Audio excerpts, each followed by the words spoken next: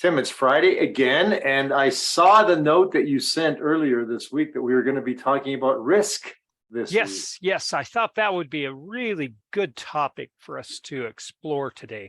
What do you have to start us off on risk? Well, first of all, what I have is you're challenging me because I'm having to go back in my memory banks to remember how we handled risk. But let me begin this way, because I'm going to propose something to our audience that suggests that a lot of project managers, and in fact, a lot of project staff, don't really understand the concept of risk.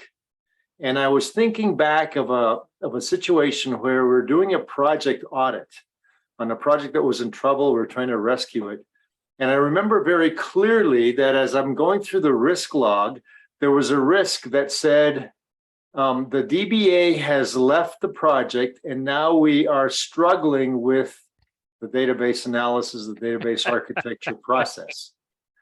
And I looked at that and I went to the project manager and I said, it says here you have a risk because the DBA left. Were there any signs prior to the person leaving that perhaps they had this inclination?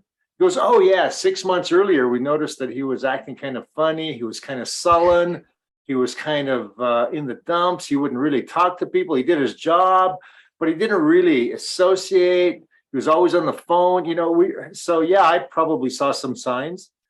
And I said, so why didn't you document it as a risk then, as a potential? You don't know that it's a likelihood, but you know it's a potential. Documenting a risk after it's happened is no longer a risk. It's now an issue. And so I think by that little vignette, what I'm suggesting is that a lot of project staff, project management don't understand risk, when to log it, and when to begin to track. What are your thoughts? Yes. In fact, last night I was dealing on a community forum. One of my students asked, Tim, can you give me any guidance on being proactive in my projects? How can I be forward thinking? And that is part and parcel of what being risk focused is. It's looking forward into the future, what might happen. We're so and when we start looking at risk, we start getting into the numbers so deep. And numbers, we'll talk about that a little bit later. Yeah. But risk itself is understanding what might happen. It's not predicting the future, but it's finding what could possibly be happening and can we be prepared for it if it does happen. Yeah, and risk, to my mind, can come from anywhere. I remember a project where we were wrapping up, we're almost complete, and our CIO happened to read some newspaper headlines that he predicted, if they come true, and they appeared to be coming true, that they would heavily impact our project. And he immediately began to put processes in place that should that occur, we'd be ready for it. So it can come from all over the place. In this case, it was from a newspaper headline. And fortunately that he saw that, but it did come true and we were prepared. Yeah. And we can't be prepared for everything in life, but where we can be prepared and where we're paid to be prepared, we'll do our best we can. But yeah. You're spot on. A lot of us confuse issues with risks. And there is some overlap and there is some relationship. There's a correlation, but they're not the same thing. So do you think risk is just something that we as project managers live with daily and don't even understand it, or that we have to learn to live with, or how does it fit our experience, do you think? Okay. You're captain of a ship, right? You're captain of a ship. You have a choice. You can go through and just try to get to the other side of the ocean, or you can work with your understanding of the weather and the patterns of the stars and the way the ocean waves are going. And you can take all that and you can make it easier on yourself. And that's what risk does. It allows you to actually make it easier to get where you want to go. Well, and I like that analogy because as the captain of the ship, so the project duration is the ocean going, the ocean crossing. And as captain of the ship, the more times you have done the ocean crossing, the more understanding you are of potential risks that could come your way. That's exactly right. Yeah. And we can't expect, like I said, we can't expect when we start off to be incredibly accurate. There are some ways that we can be accurate early on, and if you understand, how to turn data to information, it's pretty easy. But don't worry about it early on. Just do something. Say might. Don't say 18% or 90%. And I think this is where a lot of the new project managers get all tied up on. Start off with might and get that down in a document so that you can actually say, okay, what does this might look like now? Is it might 2 weeks, might 3 weeks, might 1 week? And as you go through this over and over again, like you said, crossing more than once, you start to get an understanding of the behavior of possible events. So it's interesting, and as you were saying that, I was thinking through a situation that I recently, in a recent project that I was helping to do some advisory services on. One of the risks that was there for a long time was that some of our staff may come down with COVID. Well, I guess that's a risk, and it's a known risk, and it's an ongoing risk. And I guess my question then is, yeah, but what are you going to do about it? Because you can't predict who is going to get COVID. You can't predict how ill they will be or for how long. So how will you handle that risk? It's fine to have it on the books, but what are you going to do about it? So yes, every identified risk needs its response. Yes. You need, if it's not that, you're going to say, okay, we're going to be on the side of the road. It's, again, I hate to use these analogies, but traveling cross country in a car, even if packing a few extra sandwiches in a basket is a response, we might get waylaid by a flat tire. That's a reasonable response, being prepared for it. And these things like COVID, these things like the weather that we're experiencing on both coasts of the United States right now, we can't be so ready for them, but we can be aware of them and be able to at least have some type of understanding that this is what our project's impacted by. Yeah, and you're traveling across country. That reminded me of my earlier days as a student when I'd travel back and forth to my parents' home from university. And during the cold weather season where I grew up, it would often be 30 below zero and winds blowing and storming. So we often packed extra food, blankets, any sort of thing that should something happen along the way that you'd be prepared and at least have life-saving measures in place. So, I mean, projects typically aren't as drastic as that, but knowing the situations, knowing the circumstances, becoming prepared ahead of time, I think is how we're looking at this whole risk thing. It's not something that's happened today, but it's something that has potential. So that leads us on to another question here, Merv. When you have a large project, risk is going to be formal. You're going to communicate it and communicate it actively, and you're going to try to be very, very disciplined about it, both in your mindset as well as leading the group mindset in it. How do you actually address address risk and adding risk to your budget and your schedule? Well, let me handle the first part first in terms of my experience. As you know, and as we've talked about on this podcast many times, the largest amount of my experience has come in the form of fixed price projects. So they've got a fixed end date, fixed dollar amount. So you're trying to manage within those parameters, and typically they don't move. So the management is very tight in terms of making those. So risk management becomes very very critical in those situations.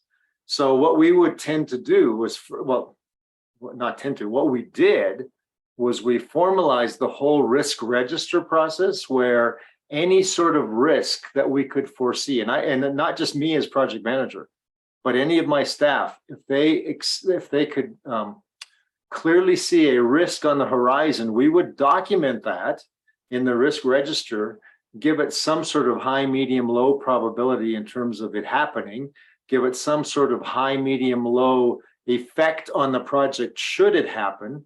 And then as a result of that, let the top ones bubble up. And then in the situations, these large projects with the fixed price and fixed end dates, we would meet regularly and at most, or at least weekly, sometimes more often. And we would look at every single risk in that higher priority to make sure that we were managing it, making sure the person named responsible for that risk was looking after it. And literally we paid attention on a weekly basis. Okay. That's reasonable. I remember my supervisor saying, "Oh, Tim, just look at the schedule and add 10% to the back end and call it buffer and we'll be fine." and for some of these simple projects that may be appropriate. Yeah. But actually, when we start getting into like hundreds, if not thousands of work packages, you have so many moving parts that you're going to have to just because the complexity, you're going to have to be actually tying those risks back to the work that they're impacting and understanding pretty discreetly how those risks are going to hit it. Yeah, and that's when you mentioned the schedule and the cost, a lot of times, and this was an interesting process based on experience over many projects. But what we would often think of the staffing curve on any project, right? You've got your analysis curve, you've got your design curve. Pretty soon you're into development, and I'm talking not necessarily agile. I'm talking typically some of the older projects where we went with the typical life cycle. But you would end up with that curve peaking during development, and that's when you would have the most staff and therefore the most cost to the project. And quite often, what we would do on these large fixed price projects that I had referred to earlier was we might add a contingency factor of a couple months worth of that high peak volume, just in case we were delayed, because that was typically where we would be delayed, is in that development testing area. So many times it helped solve our issue when we were delayed, and we're able to recover that because of the contingency that we put into the project. Yeah, and so it goes in major construction projects when you're building things like data centers and factories, because you have this overall project contingency. You're looking at covering that, but then when you outsource, the plumbers have their contingency and the electricians have their contingency. And a lot of times when you have fixed contracts are really strange. Yeah. Because if I'm a seller, I don't want you, the buyer, to know how much risk I add to my project. Exactly. And it's sort of a hidden number. But to be more transparent, if not to the budget components, at least to the schedule components, be realistic and communicate so that we can accommodate both at the project level as well as the planning and the work levels. It's almost impossible to get work done without having that conversation about risk. No matter what project you undertake, something happens. I'll give you a very simple example. I'm trying to get a rooftop deck put on one of my properties right now. And, here we are in New Mexico, and you know what happens during the monsoon season, right? It rains. Mm-hmm. And so during a rainy season, and this year we've had rain unpredictably for a much longer period than I've seen here in years. And so during rainy season, they can't open up my roof to do it. So now, what contingency has my contractor put into his plans so that he can, sort of, because of the rain delays, so that he can still recover some of his costs. You know, that's a very simple example, but it's a very real one in terms of what we face weekly or monthly or annually on our projects. It's for these incidental risks that unless you're an expert, you don't know about, you know, databases and working with major databases and the time it takes to troubleshoot the schemas and all of these little tiny details. If you want to be really accurate, if you want to really be proactive, it takes practice. So we talked a little bit in terms of these large projects requiring a formal risk management process in terms of what it looks like and the analysis and the activities. But I know you're a numbers guy. What kind of analyses from a numbers perspective do you apply to any kind of risk equation? I take a simplistic approach. I try to. It actually helped me early on. A lot of my project management instructors said, don't worry about the numbers. Just work with a rough order of magnitude. But I started looking at things. For instance, 84% of the time, things are going to be middle of the road or a little bit fast. 16% of the time, things are going to be slow. I don't have to be precise. I just know that because of the central limit theorem and the normal distribution, that's something I can predict if there are no external influences. Numbers being numbers, random being random. The beautiful physics of the universe says this. Now, as you move into the future, there's a time component to risk, and it seems to drop off as an inverse function. You know, the further away something happens, the lower probability it's gonna happen. You know, and this is a beautiful way of looking at things. And then finally, I've been in marketing a lot, and I've looked at other ways of looking at big numbers. And there's a model that says if you have a bunch of people in the room, let's say you have 50 people in a room, 16% of them are going to love your idea and 16% of them are going to hate. And everybody else is going to be in the middle, and they're either not listening or they don't care. And that's just the numbers. It frustrated me when I had spent so much time putting together a proposal or putting together a presentation that, you know, I didn't get more people excited about what I was doing. But if you look at the numbers, the sheer numbers of large groups of people, it plays out so easily. I see this more and more as I have my large classes. Why am I not getting such good numbers in my classes? And why don't I have such great conversation? Well, I am, but only with 16 out of 100 of them. And that's what you can expect. And the 16 that are detractors, you have to learn how to deal with. That's interesting. I haven't really played that that accurately. I like what you said in terms of don't worry about the accuracy, because as you get closer to the potential event happening, the accuracy will become much more clear. Yeah, and not only that, it clarifies so many things. So let me give you an example. Yeah. Let's say that you don't get acknowledgement from an engineer that they got the confidential information. Okay? Yep. That's fine. That's their problem, right? A lot of my students say that until I go through a little experiment with them. If you don't know if that person is totally isolated and you have no information, there's only two states that an engineer can be in, right? Number one, I know this information, I have it, I'm ready to run, or what are you talking about? I don't know, and I don't understand. So it boils down to a coin flip. So if you don't get any information, there's a 50% chance that that person really knows what to do on their job without you confirming that with them.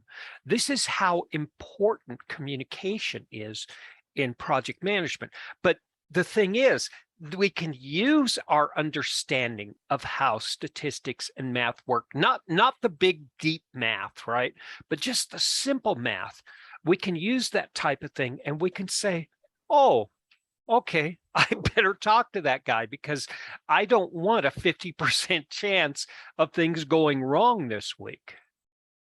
You know, we've talked about communication a lot on our podcast in the past, and I know that we're going to be talking about it more in the future because that's what I believe project management is largely all about. But I think what you just said is also real important because if there were more communication, both project manager down to the staff and staff up to the project manager, there would be less risk on a project. Yeah, oh yeah, and it can be simple. All of this, what might happen in the future, is something that you can actually teach people. So when we talk about probability, not just impact, we can actually get pretty numerically mature about this. Right. Exactly. Yep. What I find though, and you and I have talked about this many times in the past, and maybe I get lazy, but I think having seen almost every possible thing that can happen on projects, I tend to have this gut feel towards risk. And a lot of times I can see something coming before many of my counterparts can. And maybe it's a lazy person's way, maybe it's an intuitive thing. I don't know what it is, but a lot of times I can document risks that are coming just based on what I've seen in the past or some sort of intuitive approach to what it is that I'm observing. Is that a bad thing though? I don't think so. Yeah, that's really powerful, especially with all the data sources and all the information that's flowing around you and all of the behavior people around you, you know, zooming into the precise details is going to limit your view. So I think this habit plays very, very well in helping you refocus. Let's not say habits are habits either. Habits are something that are built over a year from having a certain behavior repeated. And as long as you have those behaviors in similar work repeated over and over, those are the habits that actually give us those positive gut feelings. Here's an example. A few weeks ago, myself and three buddies went up into the backwoods in the mountains here locally. And as we're going along, one of the guys says, well, slow down here. Often we end up with some small rock slides. We don't want you to, you know, bang up your car, potentially hitting a rock. How did he know that? Is that a risk that no, he knew that because he's traveled this road before. He knew that because he's had experience as a road traveler before. And so I think that whole intuitive approach is I've seen these things happen before, and therefore I can predict with some sort of accuracy that it could happen based on what I'm observing right now. Yeah, this and so much of risk identification and risk management is based on historical information. When you get out of that space where I don't have information, how do you do it? And that's where the math, like we talked about a few minutes ago, can actually fill in the gaps. Yeah. So do you have any kind of like secret ideas or Tim only ideas or some sort of thought process in terms of that you would pass on to others in terms of how to manage risk? Whoo, boy. My secret sauce. It's actually understanding human behavior. I, over the years, started sensing people either withdraw, become disengaged, or become unruly and push back. And I've always said, what is this? What can be causing this? And a lot of times I wouldn't get an answer, but a lot of times it was their feelings and their understandings. They were either not able to or unwilling to communicate. And so a lot of my attention to risk and my pushback on a project saying there's something going on here, I don't know what it is the behavior of the work environment and the people around me. Yeah. Well, in my opening gambit in terms of the project audit, where the DBA's abnormal behavior was noticed 6 months earlier and nothing had been sort of documented or done about it. I mean, in the worst case, sit down with the person and talk to them. What's going on? Is there something that we can help you with? Do you need some, just anything. But again, by not doing it, the risk that they finally documented in terms of what could happen to the project was too late. Exactly. We have an unidentified risk that's now occurred that we're ill-equipped to respond to. Yeah. We have an issue and we don't have any plans to manage it. Exactly. I mean, I can probably do something emergency like pull a DBA off another project, but then the learning curve is sharp, steep. So yeah, exactly. So I don't know if it's a secret or if it's just, we've talked about that whole gut feel. And I think maybe part of that, especially for new project managers who are coming up and want to develop that gut feel, what I would say is make observations, document observations, and then see what happens as a result of that, and then document the results.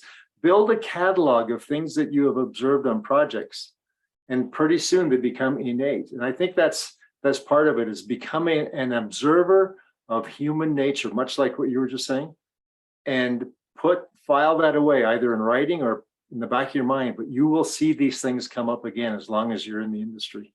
Now, that brings me to a good point.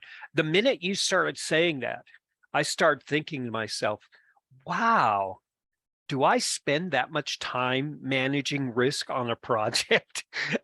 and it seems like it does take up a lot of time. How much time during the day do you really work consciously on formal risks and risk management? Well, consciously is always having that risk register before me, and always spending that 1 hour to 2 hours a week in going through the risk register and making sure that each responsible person is taking care of it. That's the formal aspect. But I suspect, and again, some of this is based on intuition and based on gut feel, but I suspect I spend more time than I really understand, because in the back of your mind, you're always thinking, you're always playing the what if game. You're always playing, how would I handle this if this should happen, when, something could remind you on the project that this could happen, in which case you start mulling it over. So formally, a couple hours a week, informally, probably 10, 15 hours a week, if you really want to know. Yeah. And when did you start doing this what if? Has this always been part of your behavior on projects, or did you pick it up? I picked it up. I have to admit that in my early years, and maybe this is why I'm sort of directing this to our listeners who are up and coming project managers with fewer years of experience, is I didn't pay as much attention in my early years, and I paid for it later on when I thought back and said, I should have seen this coming because it happened on that project as well. So yeah, how about yourself? Did you pick it up earlier, or was it a gradual? It was a gradual thing. Yeah. It was a gradual thing. And luckily, I was in an environment where I had cues from other people, not just my managers, my supervisors and peers, but also the teams that I was working with. They were forthcoming with information. We were very collaborative. And so we warned each other, and we gave people a heads up, and we also, when one person was disengaged, I wasn't the only person checking in on that. We were very lucky. We were a tight group. There were about 300 of us with 30 project managers. So it was easy for us to work as a cohesive team. But yeah, it's something that I did have to grow and nurture. So, a little earlier, we talked about the formality. Did you connect with what I was saying about having formal meetings every week? Oh, Is yeah. that something in your experience as well? Oh, yeah. Specific, how did you, for example, let's say person responsible, and I assume that you are also, every risk item had its responsible person. How did you ensure that things were happening, especially if the responsible person was falling behind or not keeping up with making sure the risk was being taken care of? How did you handle those kinds of situations? So there's three things that I triangulate on, and I learned this early on. You start off with the numbers, right? You start off with, is the project itself generally progressing? Nope, we're slowing down here. Or I know that we're going to slow down here because, there's a 70% chance something's going to happen here. And so I am preparing for it. But at the same time, if something's slowing down, I say, okay, what is it? Let's look at the team. I always was a team does the work type of person. I was never a superstar person. It was always a team does the work. And so I'd look at the cohesion of the team.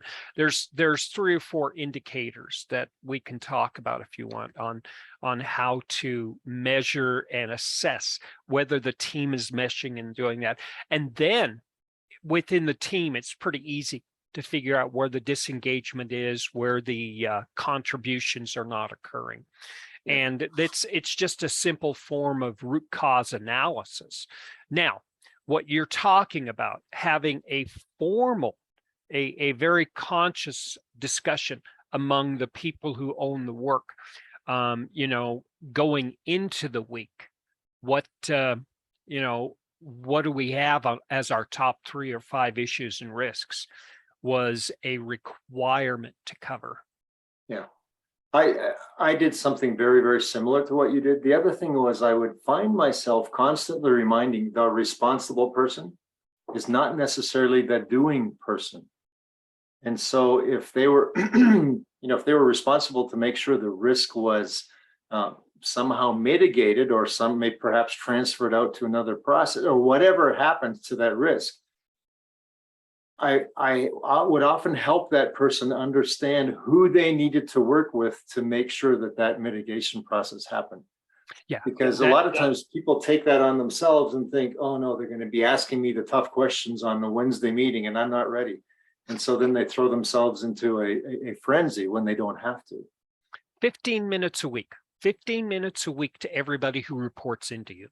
And if your project team is too big for 15 minutes a week, then you delegate and you have formal team leads. This is a simple recipe, and that ensures that you can have those good conversations and you can prepare for those conversations of, okay, what are you covering?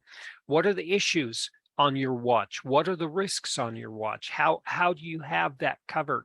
And what do you need to do? And by the way, I know what's coming up for you next Thursday, so I'll be waiting for a phone call if you have a problem.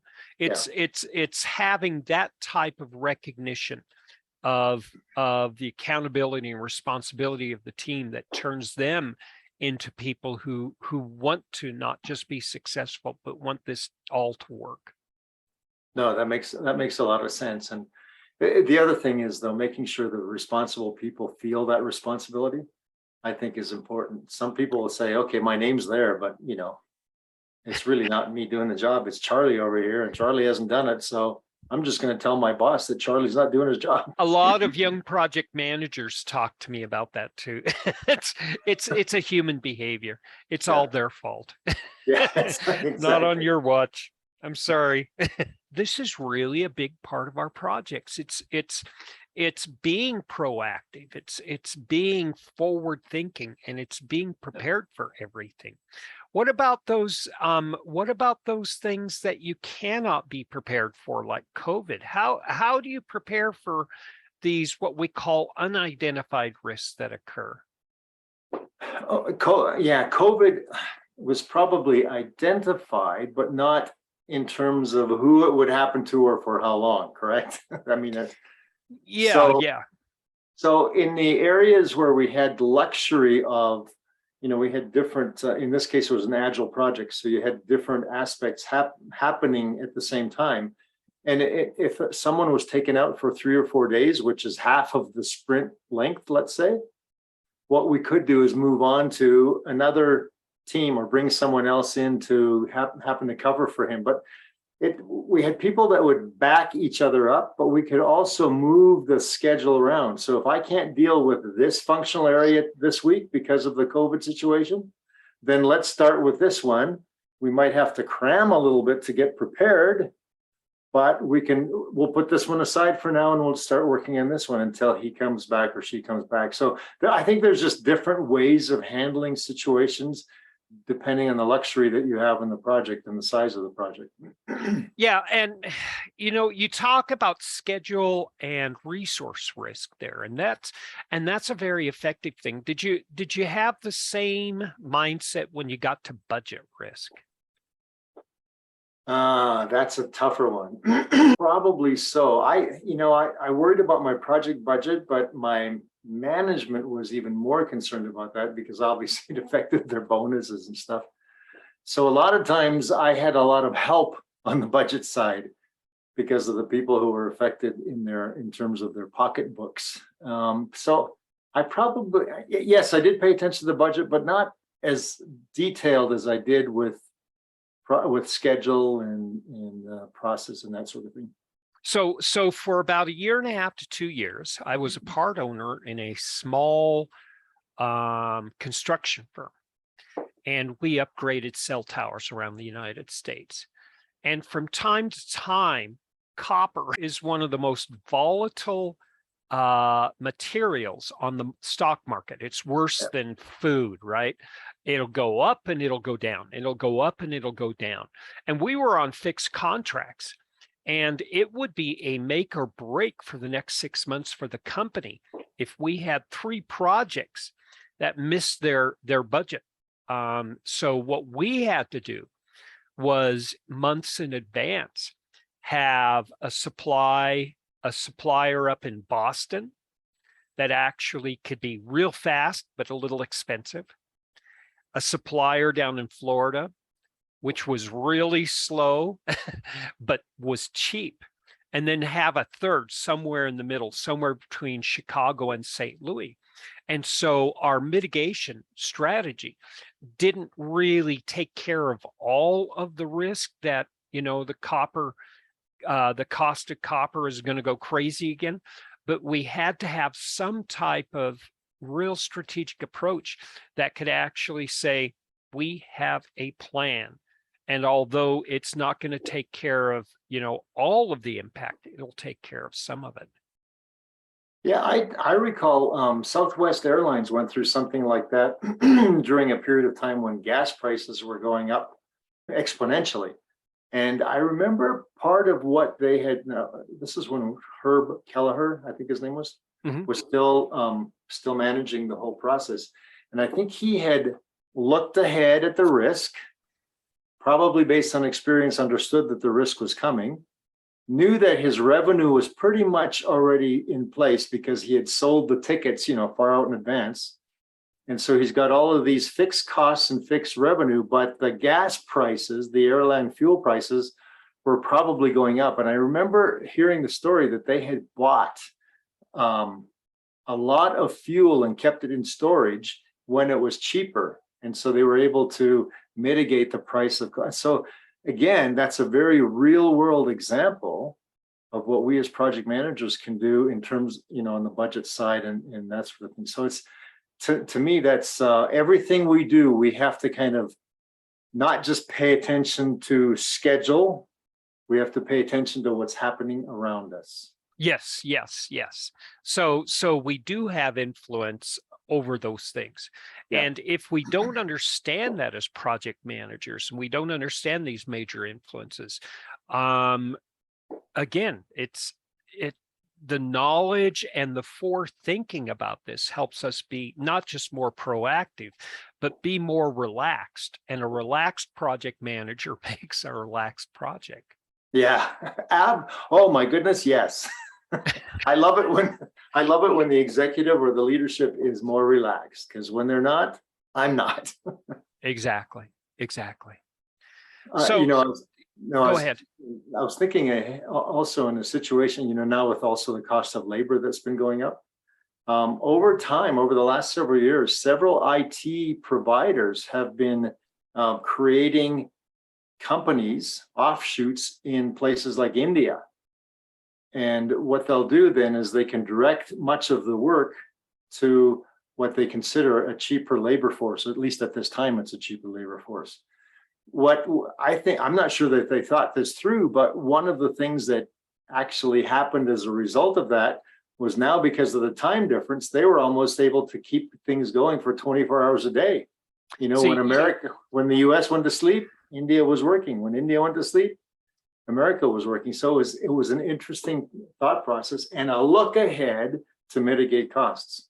yeah, and it's funny to see how this is actually changing the world structure.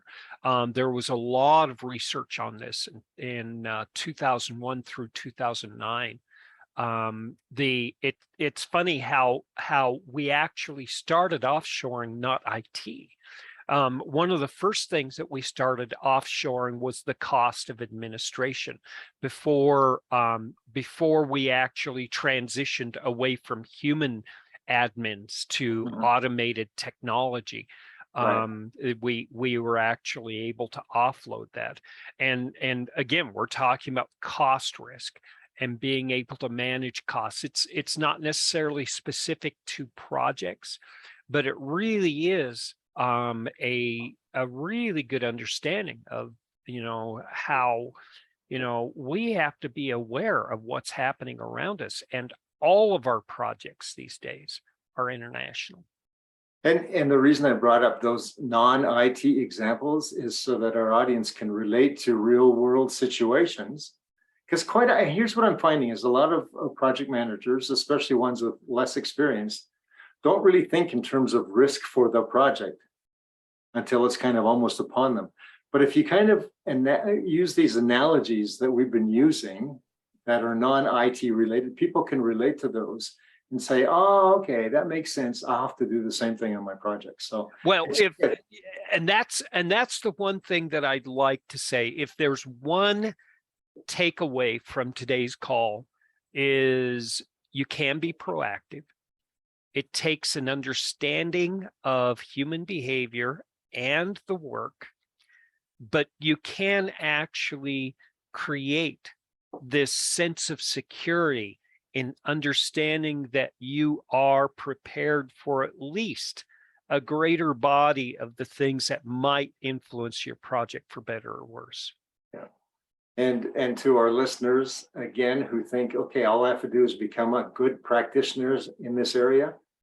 I have two answers for that. Yes, you do. And the second part is, no, you won't get it 100% right.